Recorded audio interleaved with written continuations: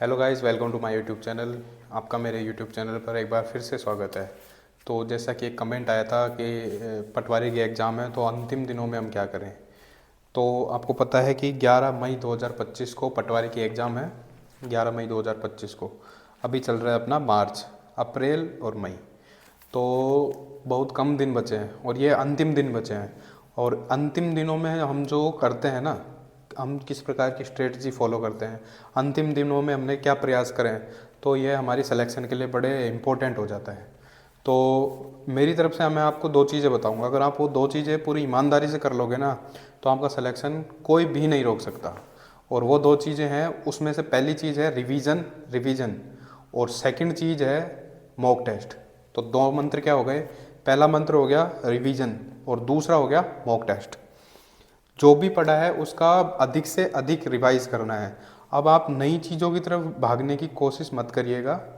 अगर आप नई चीज़ों की तरफ भागने की कोशिश करोगे तो वो आपका एक हिसाब से टाइम वेस्ट माना जाएगा।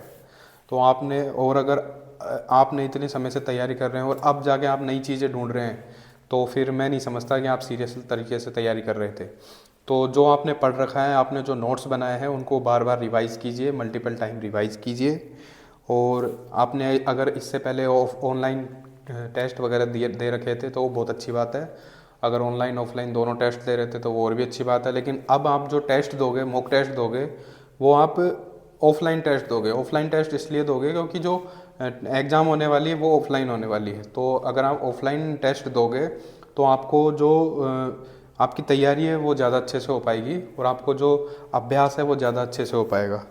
मॉडल पेपर लाइए। अब आप ऐसे कीजिए कि मॉडल पेपर लाइए मार्केट से। अगर आप लेकर आ चुके हैं तो बहुत अच्छी बात है। और लगभग बहुत सारी बुक्स हैं मॉडल पेपर, टोंक फाटक वगैरह पे मिल जाएंगे जयपुर में अगर आप रहते हैं तो आपको बहुत सारे कोचिंग्स के नोट्स वगैरह, मॉडल पेपर वगैरह मिल जाएंगे। आप मॉडल पेपर लाइए और उनका वो डेली या फिर हर 2 दिन में एक मॉडल पेपर दे सकते हैं। उसके बाद में आप मॉडल पेपर की संख्या डेली का एक भी बढ़ा सकते हैं कुछ दिनों बाद में। तो लगभग आप ये मान लीजिए कि आपको कम से कम 30-35 मॉडल पेपर तो देकर ही जाने हैं। और उससे क्या होगा, मॉडल पेपर, और मॉडल पेपर देने का भी एक तरीका है। मॉडल पेपर आप इस प्रकार से दे दीजिए जैसे कि आप एग्ज़ाम सेंटर में बैठे हो, एक अकेले रूम में बैठ के दीजिए, या फिर आप अपने लाइब्रेरी में बैठ के दीजिए। उस दौरान आपको खड़े नहीं होना है, फ़ोन वगैरह को बंद करके साइड में रखना है। मतलब एकदम लाइब्रेरी पढ़ाई वाला माहौल, एग्ज़ाम वाला माहौल होना चाहिए, ताकि आपको समस्या ना हो। जब आप एग्ज़ाम में बैठो तो उस टाइम आपको किसी प्रकार की घबराहट या फिर इस प्रकार का ना हो कि यार मेरे लिए ये चीज़ नहीं है। अगर आप इतने सारे मॉक टेस्ट दे लोगे ना, पहले मॉडल टेस्ट पेपर वगैरह दे लोगे, तो आपको उस चीज़ में बिल्कुल भी प्रॉब्लम नहीं होगी। और सबसे बड़ी बात यह है कि पूरी ईमानदारी से माहौल वगैरह बना के दो। करंट अफेयर्स वगैरह ज़रूर पढ़िए। इस टाइम पे कई कोचिंग्स वगैरह भी अपने करंट अफेयर्स निकालती है, पीडीएफ निकालती है, वन लाइनर भी निकालती है। तो आप मूमल हुई, क्रोनोलॉजी हुई, और भी कई सारी कोचिंग्स हैं, उनकी जो करंट अफेयर्स हैं उनकी बुक ला सकते हैं। 6 महीने की, 12 महीने की, अर्धवार्षिक, वार्षिक की ला सकते हैं। और उसको आप डेली पढ़िए और रिवाइज कीजिए। मैराथन क्लासेस बड़ा अच्छा सहयोग करती हैं आपको। तो मैराथन क्लासेस का तो ऐसा है कि आप सब्जेक्ट वाइज भी ले सकते हैं। जैसे राजस्थान की जीके पे आर्ट एंड कल्चर की कोई मैराथन क्लास लग रही है तो उसके देख लीजिए। और उसमें आप कोशिश कीजिए कि अगर कोई आपको ऑब्जेक्टिव रूप से पढ़ा रहा है, क्योंकि आपने सब्जेक्टिव रूप से पहले पढ़ रखा है और उसको रिवाइज भी कर रखा है, तो आपकी एक हिसाब से वो भी मॉडल पेपर की तरह ही काम हो जाएंगे। तो केवल दो ही चीज़ करनी है, रिवाइज और मॉक टेस्ट। अधिक से अधिक रिवाइज कीजिए और मॉक टेस्ट दीजिए।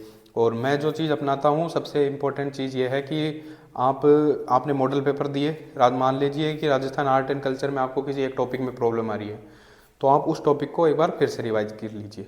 उसके थोड़े बहुत क्वेश्चन कर लीजिए, प्रीवियस ईयर्स के जो भी क्वेश्चन आए हुए हैं उनको कर लीजिए। उसके बाद फिर मॉक टेस्ट दीजिए। तो मैं मानता हूँ कि इस प्रकार से अगर आप तैयारी करोगे तो आपको ज़रूर अवश्य फ़ायदा होगा। और मॉक टेस्ट देने के बाद में आपको जिन टॉपिकों में, जिन सब्जेक्ट में प्रॉब्लम आती है उसको क्लियर करते जाइए, तो आपके मॉक टेस्ट सार्थक सिद्ध होंगे।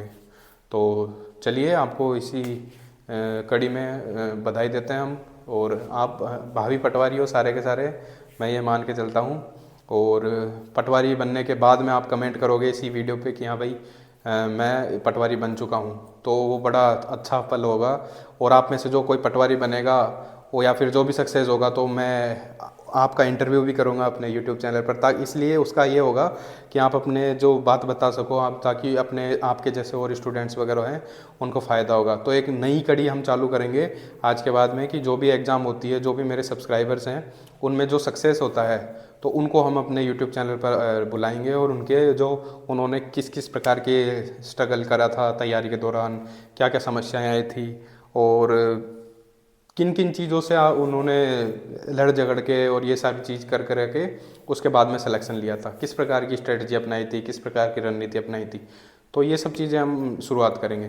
तो मैं आशा करता हूँ कि मेरे जितने भी यूट्यूब पे सब्सक्राइबर्स हैं, जो भी आप हम देख रहे हैं, तो सबके सभी मैं बुलाना चाहता हूँ। तो मेरी तरफ से आप सभी को बेस्ट ऑफ लक। मिलते हैं नेक्स्ट वीडियो में, तब तक के लिए जय हिंद जय भारत।